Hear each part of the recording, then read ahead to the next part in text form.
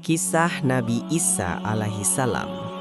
Nabi Isa adalah putra dari Maryam, seorang wanita yang solehah dan tekun beribadah kepada Allah Subhanahu wa Ta'ala.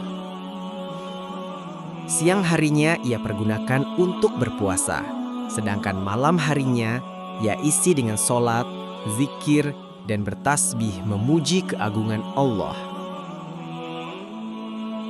Kunci kamar Maryam dipegang oleh pamannya, Nabi Zakaria alaihissalam. Maryam tidak dapat keluar masuk sesuka hati kecuali dengan izin beliau. Zakaria pula lah yang senantiasa mengantarkan makanan dan minuman untuk Maryam. Suatu hari, Nabi Zakaria melihat sesuatu yang mengherankan. Beliau menemukan di sisi Maryam buah-buahan yang sama sekali tidak sedang musimnya. Maka beliau bertanya, "Wahai Maryam, dari manakah engkau memperoleh makanan ini?" Dengan tenang, Maryam menjawab, "Semua ini dari sisi Allah." Tahun demi tahun berlalu, hingga akhirnya Bani Israel dilanda paceklik. Nabi Zakaria berkata kepada kaumnya, "Wahai Bani Israel, sebagaimana yang kalian ketahui, aku sudah sangat tua dan tidak lagi mampu mengurus Maryam binti Imran.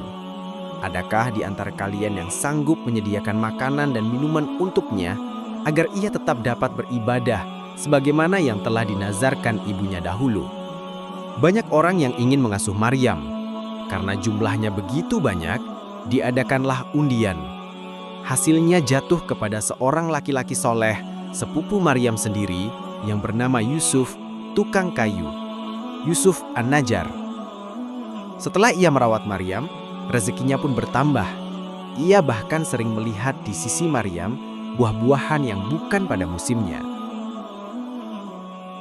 Hari-hari terus berjalan hingga akhirnya Allah menetapkan kehendaknya pada Maryam. Pada suatu hari, ketika Maryam pergi ke sebuah bukit, tiba-tiba malaikat Jibril datang dan berkata, "Hai Maryam, sesungguhnya Allah mengembirakanmu dengan kelahiran seorang putra yang diciptakan dengan kalimat daripadanya. Namanya Al-Masih Isa putra Maryam, seorang yang terkemuka di dunia dan akhirat serta termasuk orang-orang yang didekatkan kepada Allah." Maryam terkejut dan berkata, "Sesungguhnya aku berlindung kepada Allah yang Maha Pemurah darimu. Jika engkau seorang yang bertakwa, janganlah engkau menggangguku." Jibril menjawab, "Sesungguhnya aku adalah utusan Tuhanmu untuk memberimu seorang anak laki-laki yang suci." Maryam semakin heran. "Bagaimana mungkin aku akan mempunyai anak laki-laki sedangkan tidak ada seorang pun yang pernah menyentuhku dan aku bukan seorang pezina?" Malaikat Jibril berkata, "Demikianlah firman Tuhanmu. Hal itu mudah bagiku, agar menjadi tanda kebesaran bagi manusia sebagai rahmat dari kami, dan hal itu adalah suatu perkara yang sudah diputuskan." Maka Maryam pun mengandung tanpa pernah disentuh seorang laki-laki. Inilah mujizat Allah Subhanahu wa Ta'ala. Hari demi hari perut Maryam semakin membesar. Ia bersedih sebab kaumnya tidak akan percaya. Mereka pasti menuduh dan memfitnah dirinya dengan tuduhan keji. Hingga akhirnya Yusuf An-Najjar mengetahui tanda-tanda kehamilan itu. Ia bingung untuk bertanya, namun akhirnya ia berkata, "Wahai Maryam, mungkinkah pohon tumbuh tanpa benih?" Maryam menjawab, "Ya, bisa." "Mungkinkah tumbuh tanpa siraman air?" tanya Yusuf lagi. "Ya, bisa saja," jawab Maryam.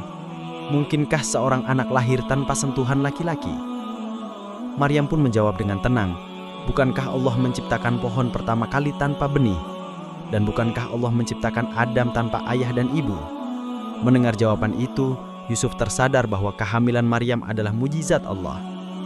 Ketika waktu melahirkan tiba, Allah memerintahkan Maryam untuk pergi ke suatu tempat yang telah ditentukan, jauh dari kaumnya, di daerah Bethlehem atau Bethlehem. Maryam duduk di bawah pohon kurma yang kering, menahan sakit bersalin.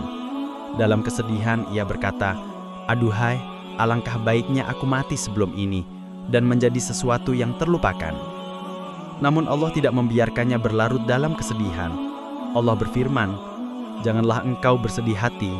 Sesungguhnya Tuhanmu telah menjadikan anak sungai di bawahmu, dan goyangkanlah batang pohon kurma itu. Niscaya ia akan menjatuhkan kurma masak kepadamu." Maryam pun menggoyang pohon kurma lalu jatuhlah buah yang ranum. Air mengalir di dekatnya dan ia pun mendapatkan kekuatan. Setelah melahirkan, Maryam pulang membawa bayinya. Kaumnya terkejut lalu berkata, "Wahai Maryam, sesungguhnya engkau telah melakukan sesuatu yang besar.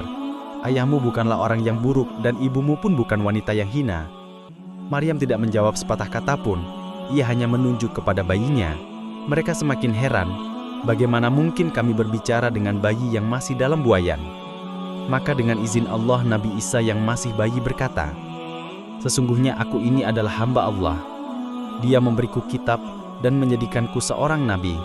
Dia menjadikanku penuh berkah di mana saja aku berada, memerintahkan kepadaku salat dan zakat selama aku hidup, dan dia menjadikanku berbakti kepada ibuku, tidak sombong dan tidak celaka.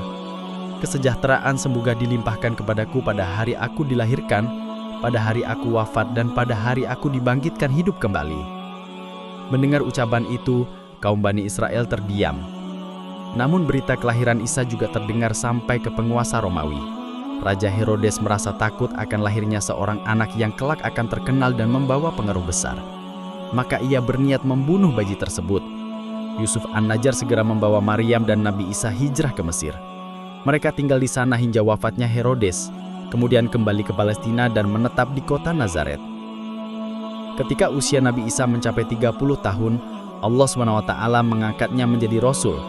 Beliau diberi banyak mujizat, dapat menyembuhkan orang buta dan penderita kusta, menghidupkan orang mati dengan izin Allah, bahkan dapat membentuk tanah liat menjadi burung lalu meniupkannya, maka burung itu hidup dengan izin Allah.